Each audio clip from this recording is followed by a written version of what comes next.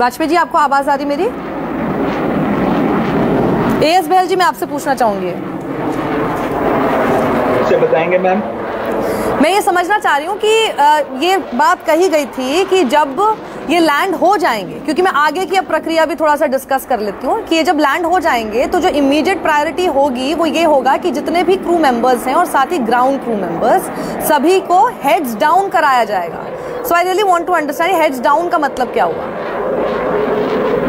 Text में use किया गया ये मैं आपको नहीं बता पाऊंगा, लेकिन मैं इतना जरूर कहूंगा आपको कि जब भी हम किसी लंबे ऑपरेशनल मिशन से आते हैं या जब भी हम कोई ऐसा करते हैं, जैसे इन्होंने इंटर कंट्री फेरी किया है, ये आए हैं फ्रांस से, एक और कंट्री में लैंड किए, वहां से आए 7 घंटे की फ्लाइट, फिर उसके बाद शायद 3.5 या 4 घंटे की फ्लाइट हुई होगी इस बार अभी की।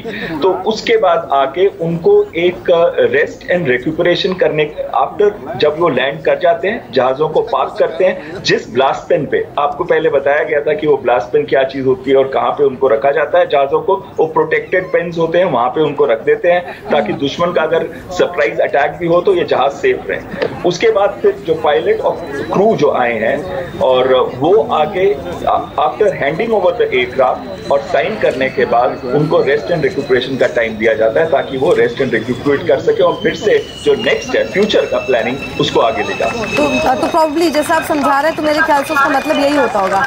ये इंडक्शन सेरेमनी जिसको कहा जा रहा है कि सेकेंड हाफ ऑफ अगस्त में होगी, ये इंडक्शन सेरेमनी में क्या होता है सर? इंडक्शन सेरेमनी में ऑफिशियली उस जहाज को हम अपने स्क्वाड्रन के अंदर इंडक्ट करते हैं।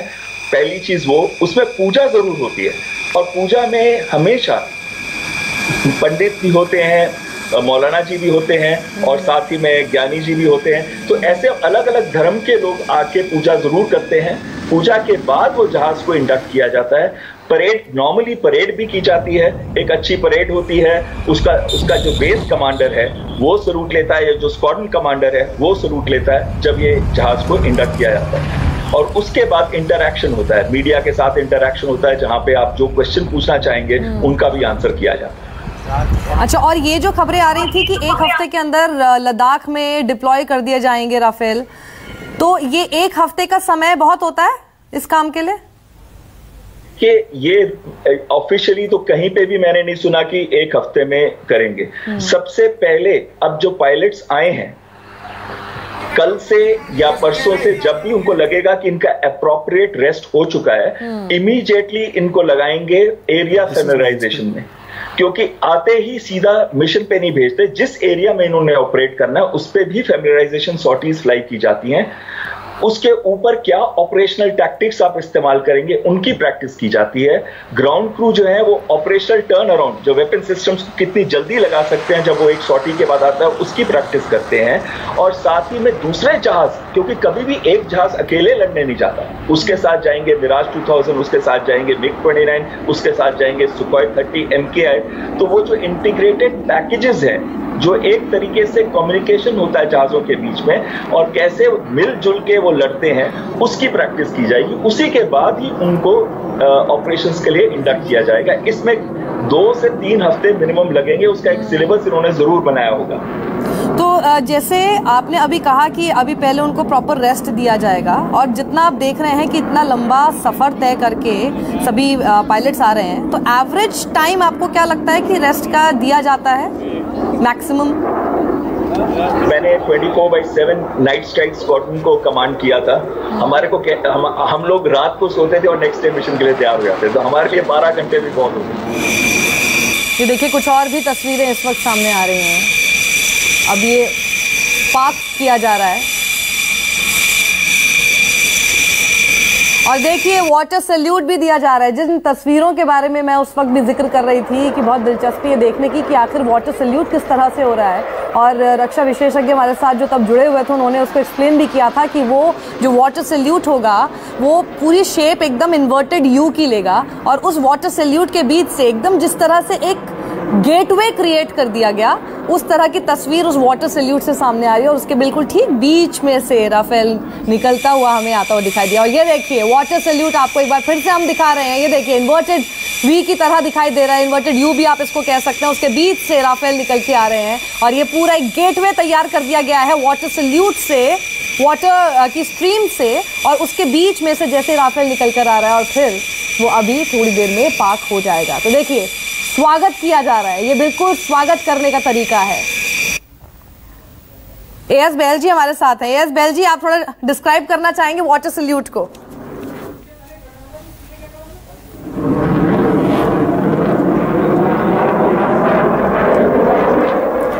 ठीक है, उनसे हम बातचीत करेंगे, लेकिन देखिए आपके सामने वो तस्वीर ले आते हैं जो लगातार देखिए हम तब से सिर्फ समझने की कोशिश कर रहे थे। आप अगर मेरे साथ पहले भी जुड़े थे तो आपने सुना होगा कि ये सवाल मैंने पूछा था कि आखिर वाटर सल्यूट क्या होता है।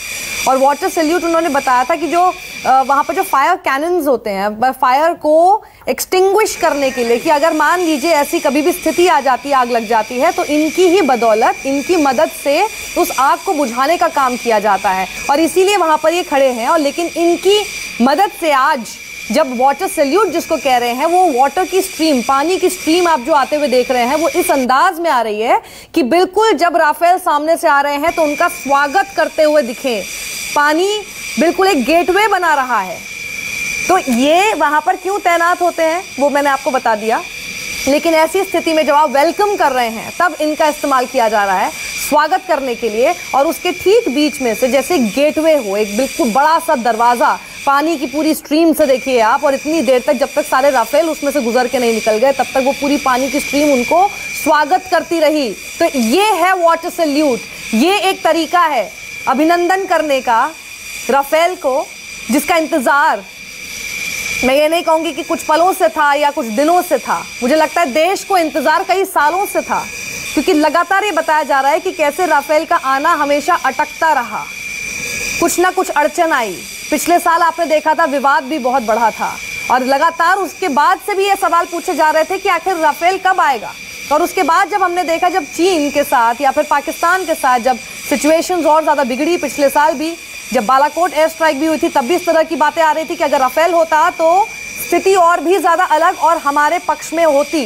तो आज इसीलिए हम कह रहे हैं कि जब ये तस्वीरें आ रही हैं, इसका स्वागत इसीलिए देखिए इतने पुरजोर तरीके से किया जा रहा है, क्योंकि चीन और पाकिस्तान दोनों की नज़र ही है, क्योंकि अब वो दोनों जानते हैं कि जैसे ही राफेल, दुनिया का जिसको सर्वश्रेष्ठ फाइटर प्लेन कहा जा रहा है, वो अब भारत के पास आ चुका है, तो डरना तो लाजमी है।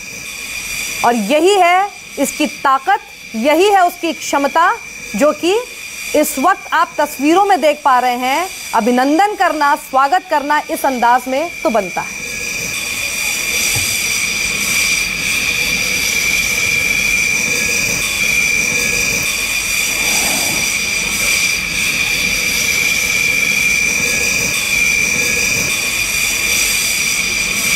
देखिए दो तस्वीरें हम आपको दिखा रहे हैं, पहले जब लैंड किया राफेल ने, और ये भी बताया हमें, एएस बहल जी ने बताया हमको कि अमूमन जो फाइटर प्लेन्स होते हैं उनकी जो स्पीड होती है जब टचडाउन की, वो 250 किलोमीटर पर आवर की होती है। उससे पहले लैंडिंग की स्पीड 300 से 400 के आसपास होती है। लेकिन राफेल की खासियत ये है कि ये अपनी स्पीड को और भी ज़्यादा कम कर सकता है, यानी लैंडिंग के समय इतना तेज़ रफ्तार से, एकदम साउंड की भी स्पीड के दुगनी रफ्तार से चलने वाला राफेल अपनी स्पीड को और भी ज़्यादा कम कर सकता है। और इस वक्त मनीष कुमार हमारे साथ जुड़ गए हैं। मनीष, देखिए एक एक प्रक्रिया जिसका इंतजार था अब वो आंखों से देखने को तो मिल गई। वाटर सल्यूट क्या होता है, ये लगातार हम सवाल पूछ रहे थे, वो भी देखने को मिल गया।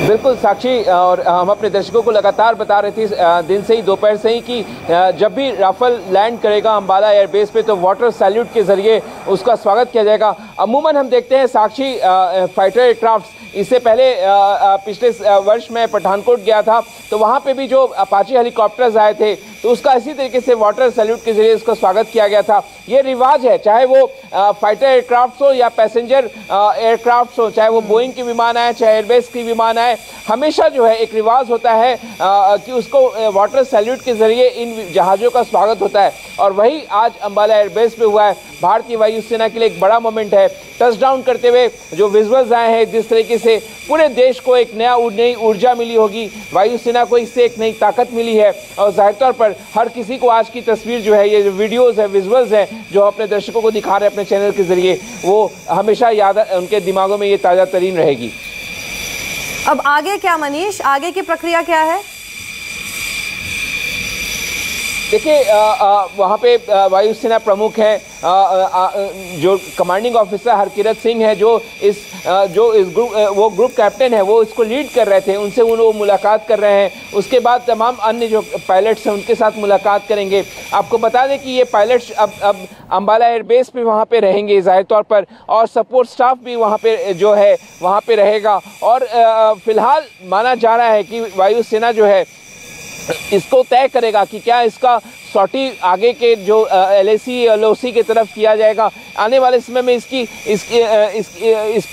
समीक्षा की जाएगी। लेकिन सबसे महत्वपूर्ण ये है कि मीडिया के लिए जो एक ग्लेयर था, मीडिया को जो इस बात का आभास था कि वो राफेल को अपने कैमरों के जरिए लोगों तक दिखाएगा, तो हमें जो सूचना मिल रही है, हमें जो जानकारी मिल रही है साक्षी की 20 अगस्त के आसपास एक इंडक्शन जो एक समारोह है, औपचारिक समारोह है, वो होगा 20 अगस्त के आसपास भारतीय वायुसेना द्वारा। और उस दिन मीडिया को बिल्कुल राफेल के नज़दीक जाकर छू कर दिखाने का हमें अपने दर्शकों को मौका मिलेगा। हम दिखा सकेंगे, उसकी खूबियाँ बता सकेंगे और दिखाएंगे कि किस तरीके से नज़दीक से राफेल विमान नज़र आता है।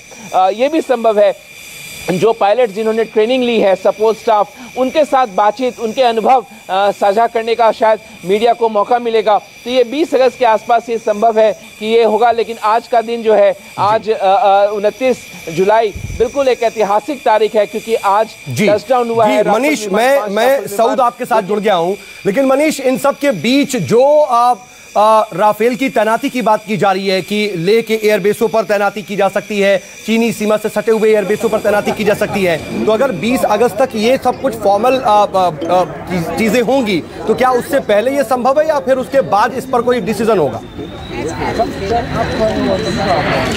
ये कॉल लेना जो है वो जाहिर तौर पर सरकार लेगी, वायुसेना लेगी। 20 अगस्त के आसपास देखिए एक औपचारिक समारोह तो निश्चित होगा। अगर ये भी माना जा रहा है कि अगर राफेल को अगर LAC तक जाना है तो जरूरी नहीं कि इसको हम लद्दाख में तैनाती वहां पे कर दें। वहां पे हमारे कई सारे जगुआर से लेके मिराज 2000, Su-30 ये सभी तैनात है। तेजस को भी तैनात किया गया था अभी हाल फिलहाल में। तो ये सब तमाम फाइटर विमान वहां पे तैनात है। अंबाला एयरबेस से 300 से 350 किलोमीटर LAC की जो दूरी है सौद, उसको जाने में दिक्कत नहीं है, तो वो सॉर्टी पूरे इलाके में कर सकता है, उसको निगरानी कर सकता है। जरूरी नहीं कि उसको स्टेशन किया जाए। अगर स्टेशन करना होगा तो आने वाले समय में भारतीय वायुसेना इसको तय करेगी। लेकिन निश्चित तौर पर और मनीष, अगर 20 फॉर्मल जो एक पूरा प्रोग्राम होगा, उसके बीच में जो ये समय होगा, उसके बारे में कोई जानकारी है कि उस दौरान राफेल्स कहां पर होंगे? क्या उन्हें उस दौरान सिर्फ अंबाला एयरबेस पर ही रखा जाएगा? क्या उस दौरान इनकी जो प्रैक्टिस फ्लाइट्स हैं, उड़ानें हैं, वो भी की जाएंगी? इस पे जो तमाम जो भारतीय पायलट्स हैं जिन्होंने अभी ट्रेनिंग नहीं ली है, उन्हें भी समझाया जाएगा? ये सब प्रोसीजर चलेगा? देखिए हमारे जो पायलट्स हैं सौद, वो ये ट्रेनिंग लेकर आए हैं। सपोर्ट स्टाफ यहाँ पे मौजूद है। कई ऐसे पायलट्स जो कि 5 और राफेल विमान जो कि भारत को दे दिए गए, लेकिन वो अभी भी फ्रांस में हैं। हमारे पायलट्स उस पर ट्रेनिंग ले रहे हैं, सपोर्ट स्टाफ ट्रेनिंग ले रहे हैं। अंबाला एयरबेस पे जो है डसॉ जो एविएशन है उसने काफ़ी कुछ वहाँ पे खर्च किया है। 200 करोड़ रुपये के आसपास निवेश किया गया इंफ्रास्ट्रक्चर तैयार करने के लिए। तो इन विमान को स्टेशन वहीं पर किया जाएगा।